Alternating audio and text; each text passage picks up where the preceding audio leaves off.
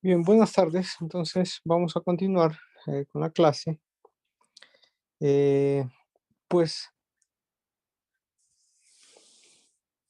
de todo lo que hablamos la semana anterior, ¿verdad? Y en las clases previas, podemos concluir que cuando hablamos de circuitos magnéticos, estamos hablando de un núcleo, de un material ferromagnético en el cual está enrollado uno o más devanados, ¿verdad? ¿Sí?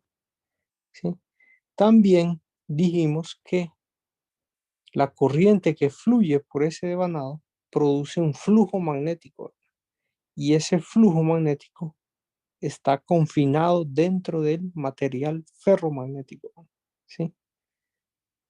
También hablamos de fuerza magnetomotriz, hablamos de reluctancia y hablamos de permeabilidad, ¿verdad? ¿Sí? Y de ahí el único concepto que hace falta definir de circuitos magnéticos es inductancia mutua y autoinductancia, ¿verdad? ¿Sí? Entonces, esos dos conceptos los vamos a definir en esta presentación, ¿verdad? Bien, entonces la gran conclusión, como ustedes recuerdan, de circuitos magnéticos es que realmente todos los conceptos y todo el análisis y todas las habilidades que ustedes aprendieron para resolver circuitos eléctricos se aplican a circuitos magnéticos, ¿verdad? De hecho, vean esas dos figuras, ¿verdad? Realmente es la misma figura, solo que con letras diferentes, ¿verdad? ¿Sí? Del lado izquierdo tenemos un circuito eléctrico donde está voltaje, aparecen dos resistencias y aparece una corriente, ¿verdad? ¿Sí? Del lado derecho tenemos un circuito magnético, entonces es una fuerza magnetomotriz, tenemos un flujo magnético y hablamos de reluctancia, ¿verdad?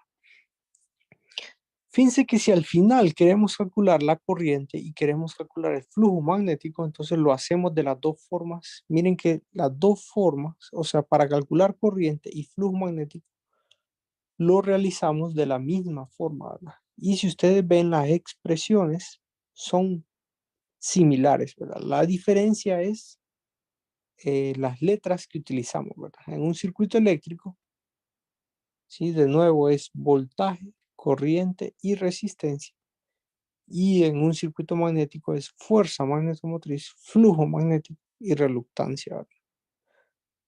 Pero al final la expresión es la misma, ¿verdad? Entonces, esa es la gran conclusión que tienen que sacar de las clases anteriores. Bien, veamos un ejemplo más rápidamente, ¿sí? Donde, como ven ustedes, esto puede irse complicando, ¿verdad? Puede ir variando y puede irse complicando, ¿verdad? Entonces, de nuevo, tenemos un circuito ventana, en este caso, y tenemos un cilindro en una de las partes, ¿verdad? En la parte derecha de ese circuito ventana, ven que tenemos un cilindro, ¿verdad? Entonces, a eso, en este ejemplo, se le llama rotor, ¿verdad? Y a la ventana, el circuito, al núcleo ventana, se le llama estator, ¿verdad? Eso para hacer referencia a cómo funcionan las máquinas eléctricas. Eh, pero en este circuito no tiene mucho sentido, ¿verdad? Realmente, eh, en la construcción de máquinas eléctricas, entonces, hablando de motor y generador, entonces existe una parte de la máquina que rota y a esa parte se le llama rotor, ¿verdad? Y a la otra que está estacionaria, entonces se le llama estator, ¿verdad? Entonces, siguiendo esa analogía, por eso se les da esos nombres, ¿verdad? ¿Sí? Pero quiero que vean la figura y quiero que me digan cuántas reluctancias pueden observar ahí, ¿verdad? ¿Cuántas reluctancias existirían en ese circuito magnético equivalente? ¿Sí? Vamos a ver si alguien nos dice. Cuatro, ingeniero. Hay dos entre hierros, el estator y el rotor. Sí, me parece bien, ¿verdad? Me parece correcto. Miren que hay dos entre hierros, o sea, dos espacios, ¿sí? En el circuito, en la ventana, en el núcleo de ventana, ¿sí? Que se le llama estator. Entonces, esa sería otra reluctancia. Y la parte cilíndrica, que es el rotor, se le llama rotor. Entonces, sería otra reluctancia, ¿verdad? O sea que el circuito equivalente, si lo dibujamos, sería así, ¿verdad? ¿Sí? Igual ustedes le pueden dar, hay 4 reluctancias, ustedes le pueden dar los nombres que ustedes quieran, ¿verdad? R, A, B, C, D o 1, 2, 3, 4, o siguen la notación que se le da en este ejemplo, que sería entre hierro 1, entre hierro 2, ¿verdad? Estator y rotor, ¿verdad? ¿Sí? Bien, ¿qué les parece si calculamos una de las reluctancias y ustedes calculan las otras, ¿verdad? Las otras 3, ¿verdad? Para que puedan practicar o ven en la presentación y ahí están las otras 3 calculadas, ¿verdad? ¿Cuál les parece más difícil o cuál desean ustedes que calculemos, ¿verdad? ¿Cuál les gustaría calcular, ¿verdad?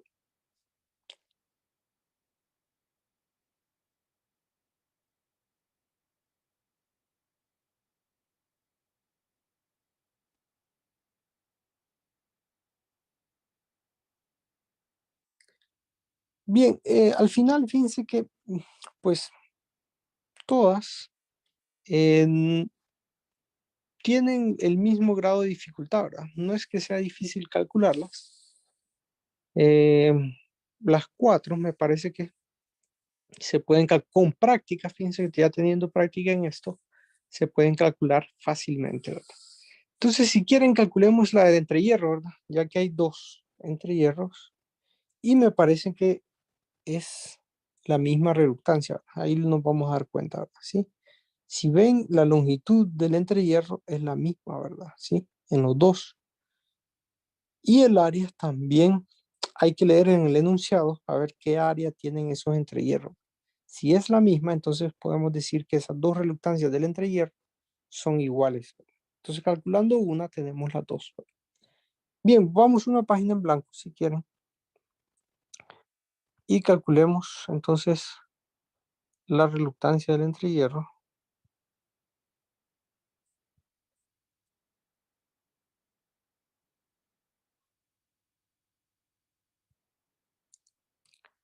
Bien, esa reluctancia del entrehierro va a ser igual a la longitud del entrehierro, que le voy a llamar, bueno, que en el ejemplo le llaman LG, ¿verdad? A veces solo se le llama G, sobre la permeabilidad del medio o del material, que en este caso sería el aire, ¿verdad? Entonces yo escribo mu sub 0, ¿verdad? Por el área transversal de esos entrehierros, ¿verdad? ¿Sí? Entonces, esa reluctancia que le voy a llamar RG va a ser igual a la longitud, que sería 0.05 centímetros, pero acuérdense que habíamos dicho esa longitud tiene que estar en metros, ¿verdad? 0.0 y voy a agregar 2 ceros porque divido entre 100, ¿verdad? ¿Sí? Y eso sería ya en metros. Sobre la permeabilidad del aire, que es una constante, y por el área transversal, ¿verdad? Entonces aquí tendríamos que leer el enunciado del problema para saber qué área transversal tienen esos entrehierros, ¿verdad? Cada entrehierro entre el rotor y el estator tiene un ancho de 0.05 centímetros y el área de la sección de su sección transversal, incluyendo el efecto marginal, es de 14 centímetros cuadrados. Entonces, miren qué interesante, ya nos dan el área de la sección transversal, ¿verdad? ¿Sí? Ya nos dan esa área que es igual a 14 centímetros cuadrados. Incluso ya nos dan el área considerando las pérdidas de flujo que existen en los bordes del entrehierro, ¿verdad? Lo que hablamos en la clase anterior, ¿verdad? ¿Sí? A ese efecto que ocurre en el entrehierro, que el flujo magnético tiende a formar un arco y tiende a perderse cierta parte del flujo, a eso también se le llama efecto marginal, ¿verdad? Y esta área que está ahí ya incluye ese efecto marginal. Bueno, yo les diría que el ejemplo es un poco, es benevolente, ¿verdad? Sí, es un de los primeros ejemplos. Entonces, si ven, todas las áreas están dadas, ¿verdad?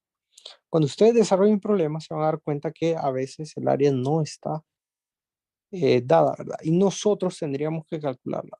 Y para calcular el área, entonces tenemos que hacer uso bueno, ver la figura geométrica y pensar cuál es el área transversal, así como lo hice en la clase anterior, ¿verdad? Y ver cómo calcular esa área transversal, ¿verdad? ¿Sí?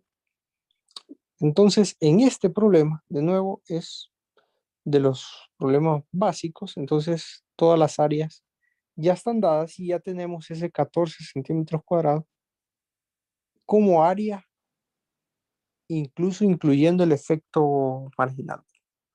Entonces sería 14 sobre 10.000, ¿verdad? Entonces sería 0. Entonces recuerden que 14 centímetros cuadrados habría que pasarlo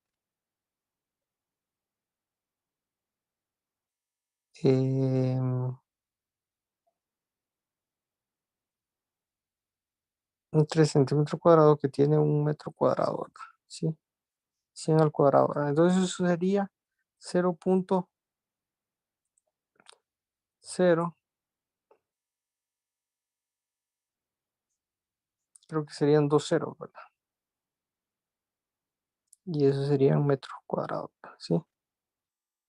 Sí, corroboren esos datos, ¿verdad? Bueno, volvamos a la presentación, miren, y veamos, ahí también están los cálculos, ¿verdad? De todas las reluctancias. Entonces, la que acabo de encontrar yo es la que en este caso se le llama RA, ¿verdad? Sí, vean que en la parte de arriba es la misma expresión, ¿verdad? O sea que vamos a llegar al mismo valor, ¿verdad? De nuevo, me parece que no da un valor exacto, ¿verdad? En este caso, el libro quiere eh, plantearlo de forma básica, ¿verdad? Entonces da un valor redondeado, ¿verdad? Entonces, en nuestro caso, ustedes coloquen el valor exacto que les da al hacer ese cálculo, ¿verdad? ¿Sí? Bien, bueno, ahí están las demás reluctancias, ustedes pueden observarlas, ¿verdad? ¿Sí? Traten de desarrollar este ejemplo en su cuaderno y traten de compararlo, los resultados con los que aparecen en la presentación, ¿verdad? Al final, teniendo una vez todas las reluctancias, miren que la pregunta es cuál es el campo magnético, ¿verdad? ¿Sí? Esa es la pregunta, ¿verdad? Pero recuerden de las primeras clases que para calcular ese campo magnético, si nosotros tenemos el flujo magnético, nosotros perfectamente podríamos calcular el campo magnético B, ¿verdad? ¿Sí? Entonces, para obtener ese flujo magnético, hagamos una malla sobre ese circuito. Y por la ley de Ohm, ¿sí? Calculando una sola reluctancia equivalente, podemos encontrar que el flujo, miren, va a estar dado por esa ecuación y podemos encontrar, corroborar, traten de corroborar ese valor, ¿verdad? ¿Sí? Bien, teniendo una vez el flujo magnético, simplemente acuérdense ustedes que el flujo se define como la doble integral de el campo magnético por un diferencial de área, ¿verdad? En nuestro caso, en máquinas eléctricas, como ese flujo magnético se propaga por un material ferromagnético, entonces el campo magnético B es constante sobre todo el área de integración, ¿verdad? Lo que significa que el flujo magnético lo puedo escribir simplemente como B por A, ¿verdad? ¿Sí? Y si yo despejo para el campo magnético, obtendría esa ecuación. Si yo conozco el flujo, ¿sí? Y conozco el área, en este caso el área del entrehierro, porque el campo magnético que nos piden es del entrehierro, entonces yo utilizo el área del entrehierro, ¿sí? Entonces puedo decir que el campo magnético tiene un valor de 0.19 teslas, ¿verdad? ¿Sí? Bien, de nuevo corroboren ese dato, háganlo en su casa. Y no sé si tienen alguna pregunta con respecto a este Ingeniero, una pregunta. Sí. Si no nos dan las dimensiones del área en el núcleo. Bueno, tendrían que darlas, ¿verdad? Tendrían que dar las dimensiones del núcleo para nosotros poder calcular el área, ¿verdad? Sí, Mm, sí, tendría que darlas, ¿verdad? Hay, a veces, hay conceptos generales de geometría que tenemos que saber, ¿verdad? Por ejemplo, si yo,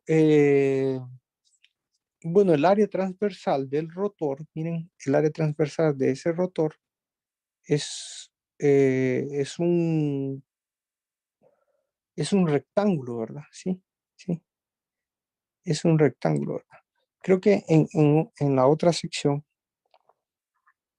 me habían consultado algo similar, ¿verdad? Si quieren lo voy a dibujar aquí.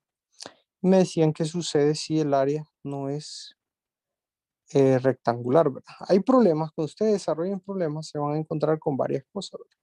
Por ejemplo, esto perfectamente puede ser un circuito magnético, ¿verdad? Sí, supongamos que ese es un material ferromagnético y yo en él enrollo un alambre, ¿verdad? Sí. Entonces, y sobre ese conductor eléctrico fluye una corriente Y, ¿verdad? Sabemos que esa corriente va a producir un flujo magnético, ¿verdad? Que va a ir en esa dirección, ¿verdad? ¿Sí? Bueno, entonces si yo les pregunto cuál es el área transversal de esa figura, ¿verdad? Ustedes tienen que decir es esta parte de acá, ¿verdad? Si ustedes cortan esa parte y lo ven de frente, ¿verdad? Sí. Entonces miraríamos un círculo, ¿verdad? Sí. Donde el punto se refiere a que el flujo está entrando, ¿verdad? Sí. Sí. Bien, entonces si nosotros supongamos que ustedes conocen el radio de ese círculo, ¿verdad?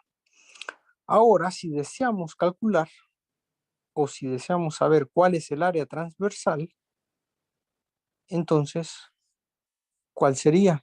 ¿Quién recuerda cuál es el área? Entonces, el área transversal sería el área de ese círculo, ¿verdad? Y el área de un círculo, eso sí ustedes tienen que recordarlo, ¿verdad? Sí, es igual a pi r cuadrado, ¿verdad? Sí.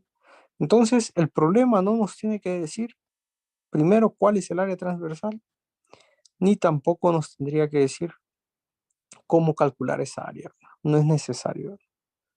Sí nos tendría que dar el radio de esa figura, ¿verdad? Sí. Porque con el radio entonces yo dibujo y calculo el área transversal, ¿verdad? Una vez que sé cuál es el área transversal, entonces calculo esa área, ¿verdad? Que en este caso sería el área de un círculo que está dado por pi r cuadrado, ¿verdad? ¿Sí? Bien, entonces, de nuevo, hay muchas figuras, ¿verdad? Ahí sí, traten de desarrollar problemas, como les digo, traten de ir practicando, ¿verdad?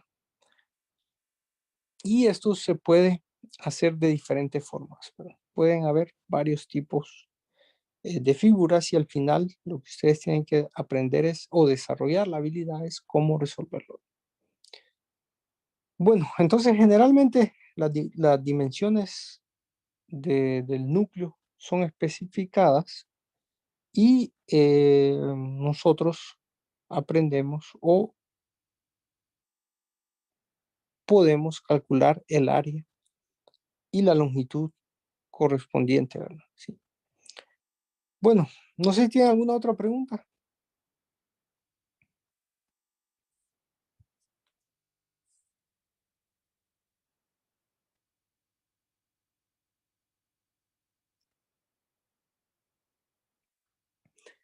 Bien, hablemos de otro tema entonces. Hablemos de dispersión de flujo e inductancia, ¿verdad? ¿Sí? Y comencemos para definir el flujo disperso y para definir la inductancia, comencemos hablando de la ley de Faraday, ¿verdad? ¿Sí?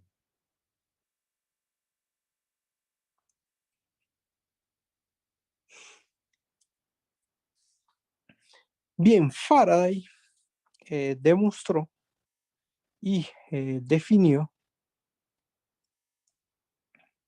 la ecuación que ustedes ven ahí, ¿verdad? Sí. Esa ecuación, en palabras, dice que del lado izquierdo, ¿verdad? Dice que la integral de línea cerrada del campo eléctrico, E se refiere al campo eléctrico, ¿verdad? Entonces, la integral de línea cerrada del campo eléctrico por un diferencial de línea es igual a menos la derivada con respecto al tiempo de la integral doble del campo magnético por un diferencial de área. ¿Sí? Bien, en pocas palabras, fíjense que esta es una también de las ecuaciones de Maxwell, pero se define como la ley de Faraday, ¿verdad? En pocas palabras, esta ley dice que la electricidad, esta es una de las ecuaciones que dice que la electricidad está conectada con el magnetismo, ¿verdad? ¿Sí? Hay una relación estrecha entre electricidad y magnetismo. Yo generalmente me gusta resumirlo como si hay electricidad, ¿verdad?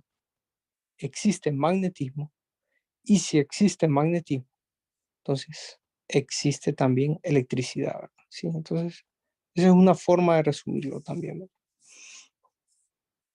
Bien, entonces ya definimos eso en palabras, ¿verdad? De forma matemática, que es esa ley de Faraday, ¿verdad? Sí, pero tratemos de expresar esta ley de una forma más, por lo menos más fácil o más fácil de leer, ¿verdad?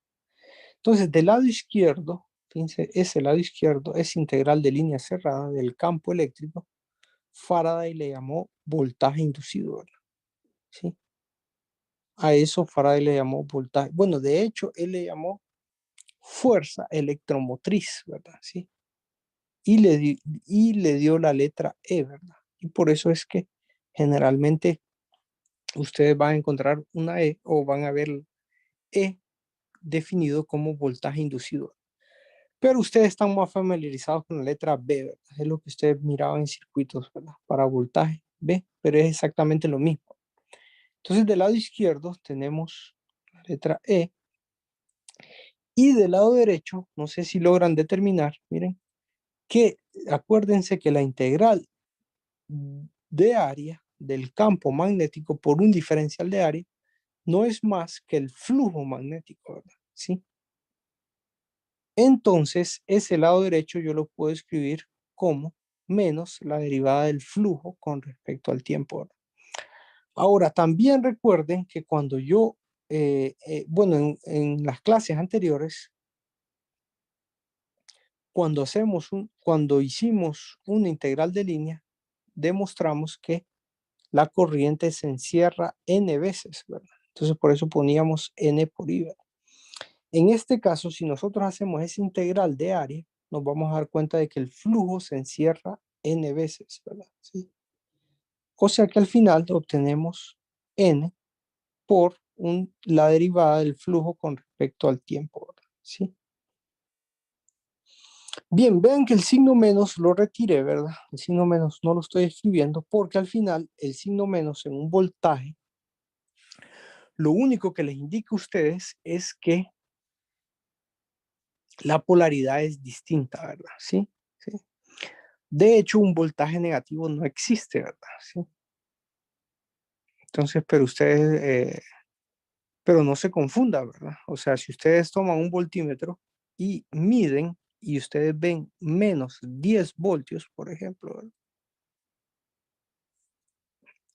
No significa que ustedes no significa que yo me equivoqué al afirmar que un voltaje negativo no existe, ¿verdad? Lo que significa es que ahí hay 10 voltios y la polaridad es contraria a la polaridad con la que ustedes están midiendo, ¿verdad? ¿Sí? Sí, recuerden que en el voltímetro ustedes tienen positivo y negativo, ¿verdad? Terminal positivo y terminal negativo, ¿verdad? Entonces, si ustedes lo colocan un punto en terminal positivo y el otro en la terminal negativa y ven un voltaje de menos 10 voltios, significa que hay 10 voltios ahí, pero con polaridad diferente a la que ustedes están colocando. O sea que el positivo es en el punto en el que ustedes conectaron la terminal del voltímetro negativa. ¿Sí? No sé si me entienden, pero esa es la idea, ¿verdad? Del signo menos. Bien, entonces definamos flujo disperso como, como N por flujo magnético, ¿verdad? ¿Sí? Y asignémosle la letra lambda, ¿verdad? ¿Sí? Entonces la letra lambda se refiere al flujo disperso y va a ser N por el flujo magnético, ¿verdad? Entonces, la ley de inducción de Faraday la puedo reescribir de esta forma, ¿verdad? Voltaje inducido del lado izquierdo y del lado derecho la derivada del flujo disperso con respecto al tiempo.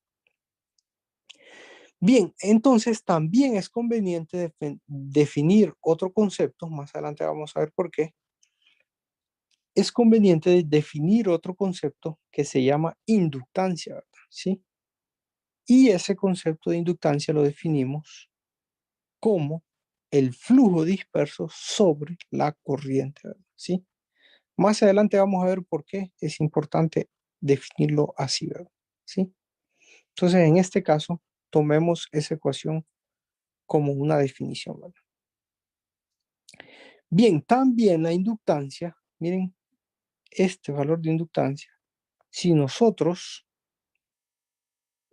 consideramos que el flujo se puede escribir como la fuerza magnetomotriz sobre la reluctancia total, y si se acuerdan, la fuerza magnetomotriz se define como N por I, ¿verdad? Entonces, ¿qué les parece si utilicen esta ecuación y estas dos ecuaciones que anteriormente vimos y traten de llegar a esta expresión que es otra forma de calcular la inductancia, ¿verdad? Y eh, a veces podemos obtener la inductancia con esta ecuación, ¿verdad? ¿Sí? A veces es hasta más fácil obtenerla con esta ecuación, ¿verdad? Entonces, si quieren, les voy a dar un minuto para que partan de esta ecuación, utilicen estas expresiones y la definición de flujo disperso y traten de llegar a la ecuación que está en la parte inferior, ¿sí? Voy a dar un minuto entonces.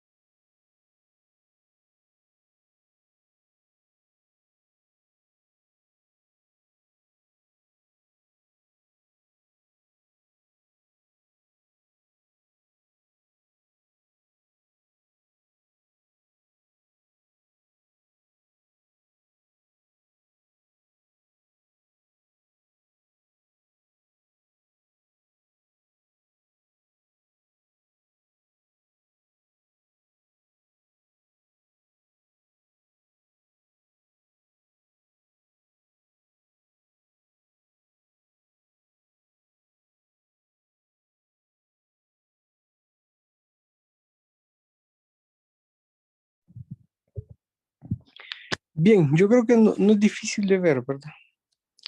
Ni de llegar a esta ecuación si consideramos y sustituimos estas expresiones que están ahí, ¿verdad? Bien, entonces hagamos un ejemplo para calcular, para afianzar el concepto de inductancia, ¿verdad? Y miren el ejemplo, entonces tenemos esta figura, miren que ya es un poco diferente a lo que hemos visto, es casi una doble ventana, donde hay dos entrehierros, ¿sí? Y el núcleo es de un material cuya permeabilidad es infinita, ¿verdad? ¿Sí? Miren que la permeabilidad del núcleo es infinita, ¿sí? Entonces, nos piden encontrar la inductancia en el devanado y la densidad de flujo B en el entrehierro 1, ¿sí? Bueno, ¿qué les parece si les doy unos 30 segundos para que dibujen el circuito magnético equivalente?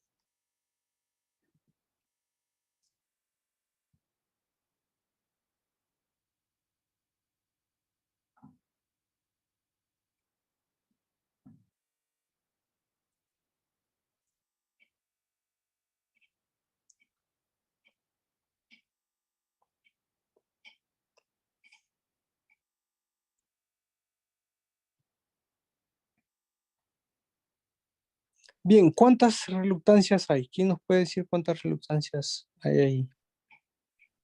Tendrían que ser dos, ¿verdad? Porque la del núcleo tendería a cero, la reluctancia. Sí, exacto. Si recuerdan ustedes la reluctancia, la permeabilidad aparece en el divisor, ¿verdad? Sí, aparece en el denominador, ¿verdad? Sí. Entonces, si la permeabilidad tiende a infinito, ustedes se van a dar cuenta en la ecuación que la reluctancia es igual a cero. Eso es lo que decía el compañero, está en lo correcto. Entonces, el circuito equivalente sería ese de ahí, ¿verdad? Sí. Dos reluctancias de los dos entrehierros y en paralelo las dos, ¿verdad? Sí.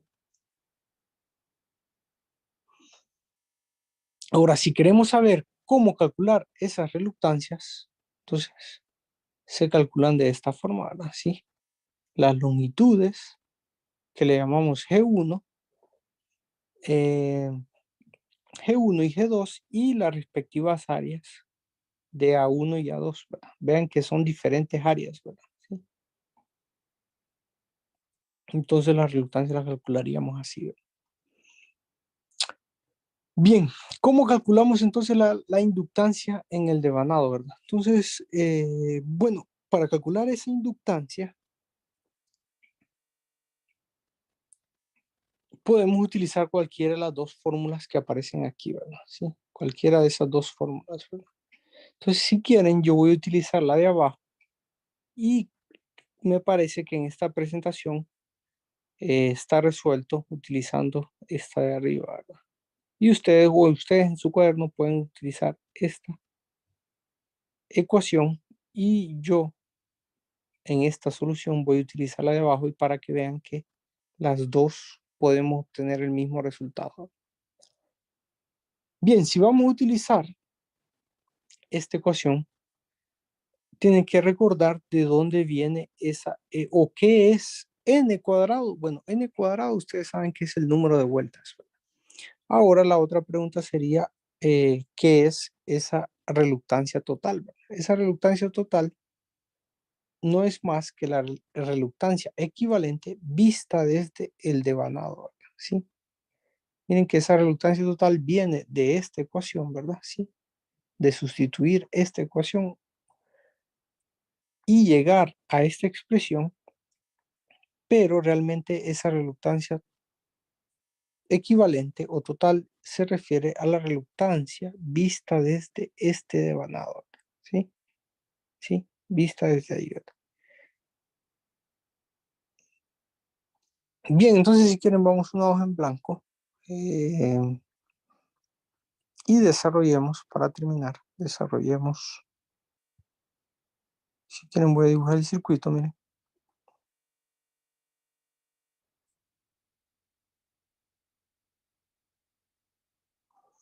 Bien, bueno, no es difícil de ver que la reluctancia vista desde el devanado sería esta de acá, ¿verdad? ¿Sí? Le pueden llamar total o equivalente, ¿verdad? ¿Sí?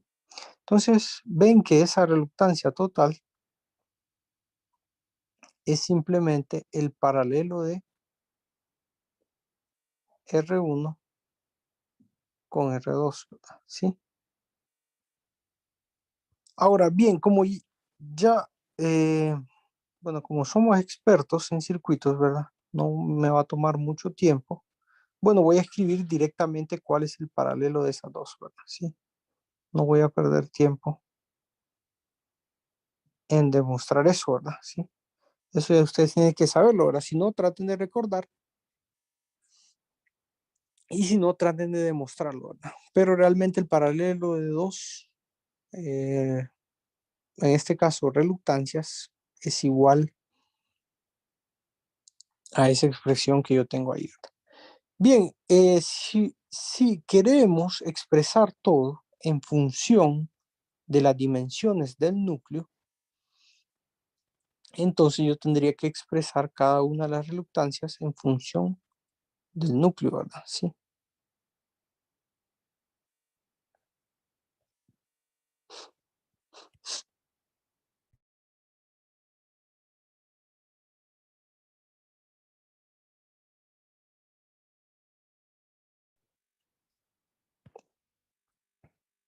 Bien, R1 y R2 va a ser igual a G2, aquí G1, sobre mu sub 0 por A2, ¿verdad? Y aquí A1, ¿verdad?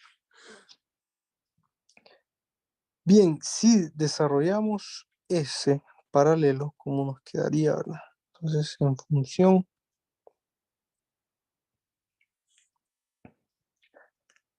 de esas dos, ¿verdad? Entonces, arriba sería una multiplicación, ¿verdad? Entonces, quedaría, bueno, si quieren hagamos un poco de álgebra.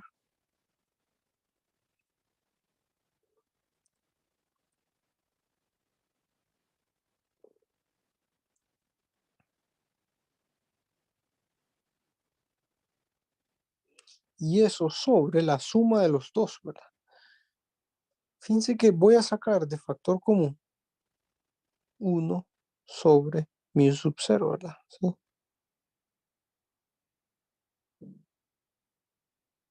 Para comenzar a simplificar un poco esto, ¿verdad? ¿Sí? Más G2 sobre A2, ¿verdad?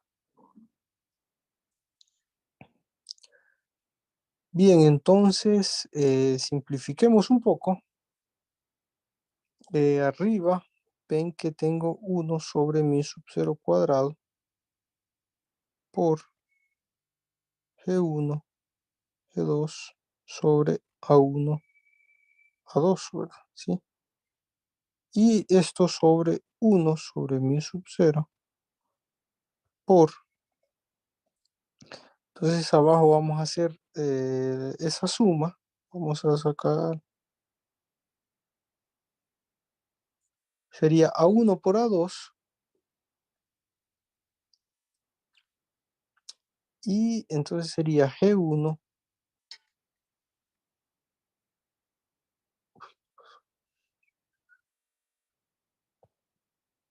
sería, aquí estamos abajo, aquí entonces sería G1 por A2, ¿verdad? ¿Sí? Más G2 por A1, ¿verdad? ¿Sí?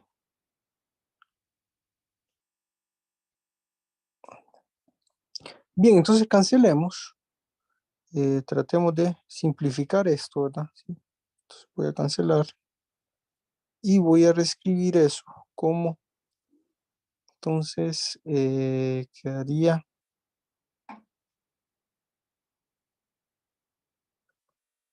sí, quedaría G1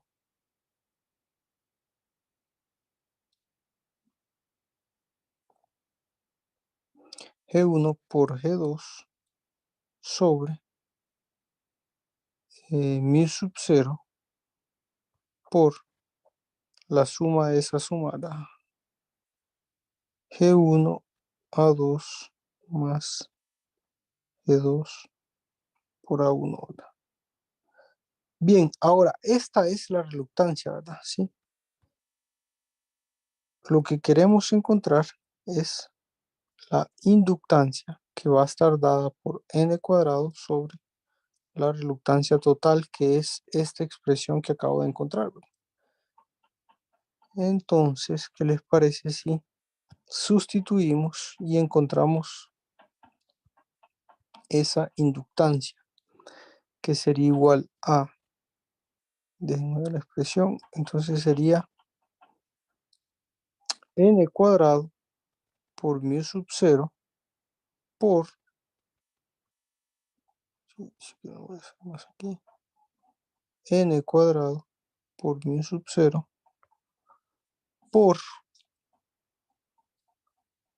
entonces G1 por A2 más G2 por A1 y todo eso sobre G1 por G2, ¿verdad? Entonces de nuevo simplifiquemos un poco, hagamos un poco de álgebra y simplifiquemos esa expresión. Entonces quedaría n cuadrado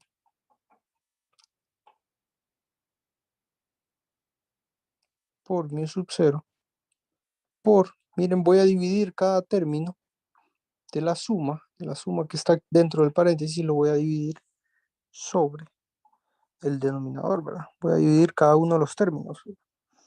Entonces me queda como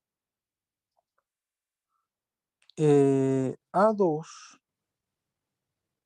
sobre G2 más A1 sobre G1, ¿verdad? ¿Sí? Y entonces esa sería la solución final y ese sería el valor de inductancia que nosotros encontramos, ¿verdad? ¿Sí? Sí, un poco de álgebra, ¿verdad? Pues definición, conceptos, ¿verdad? Aplicamos conceptos y aplicamos. Después hacemos un poco de álgebra. Bien, si quieren volvamos a la presentación y veamos. Ahí van a darse cuenta que la solución se realiza utilizando la otra ecuación. Pero vean que la expresión es exactamente la misma, ¿verdad? ¿Sí? Ven que la expresión a la que yo escribí es exactamente igual a esta. Bien, entonces el inciso A, no sé si tienen alguna pregunta con respecto al inciso A.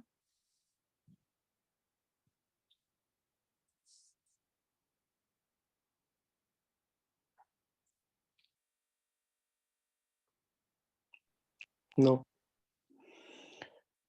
Bueno, entonces hagamos el inciso B, que sería calcular la densidad de flujo magnético, ¿verdad? En otras palabras, el campo magnético, ¿verdad?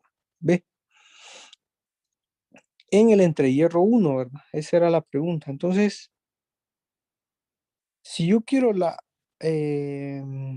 densidad de flujo magnético aquí, o sea, el campo magnético, entonces yo primero tendría que encontrar a qué es igual el flujo magnético 1, ¿verdad? ¿Sí? Entonces, ¿quién nos podría decir a qué es igual ese flujo magnético 1? ¿O cómo calcularlo?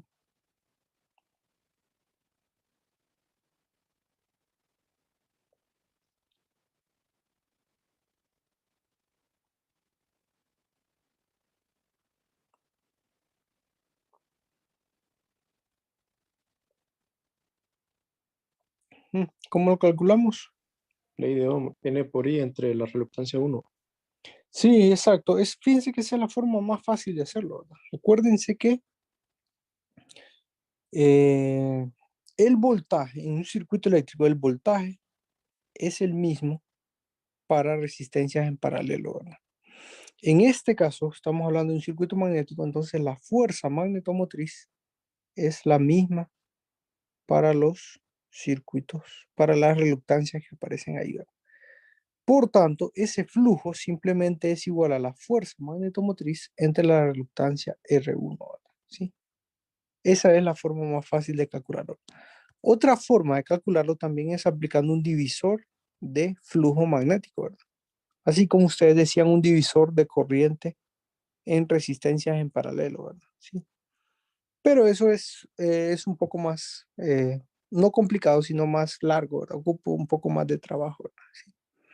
Entonces, hagámoslo de la forma más fácil y simplemente el flujo 1 decimos que es la fuerza magnetomotriz entre la reluctancia 1 y traten de llegar a esta expresión, ¿verdad? Entonces corroboren esta expresión, ¿verdad? ¿Sí? ¿Sí? N por I sobre R1, sustituyendo R1, ¿verdad? Podemos llegar a esta expresión de aquí, ¿verdad? Y una vez teniendo ese flujo, ¿verdad? Recuerden que el campo magnético es simplemente A1, perdón, el flujo 1 sobre A1, ¿verdad? ¿Sí? Donde A1 es el área 1 del entrehierro 1. Entonces, de nuevo, se hace un poco de álgebra y al final llegan a esta expresión. Bien, corroboren esos datos, traten de, o esas expresiones, traten de llegar a esas mismas expresiones haciendo nada más un poco de álgebra, ¿verdad? Ordenando un poco y simplificando cuando se pueda simplificar. Bien, no sé si tienen una pregunta con el inciso B, acerca del inciso A o el inciso B.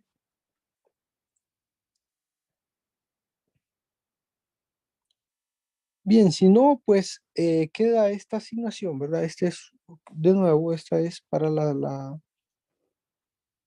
para la segunda tarea, ¿verdad? Entonces, resuelvan este circuito, ¿verdad? ¿Sí? ¿Sí? Y la próxima clase vamos a, entonces, a comenzar y vamos a definir, una vez sabiendo lo que es inductancia, vamos a definir lo que es autoinductancia e inductancia mutua, ¿verdad? ¿Sí?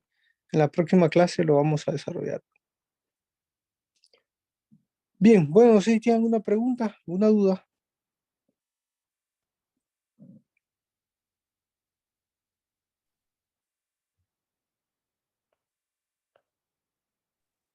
No, ingeniero, todo listo.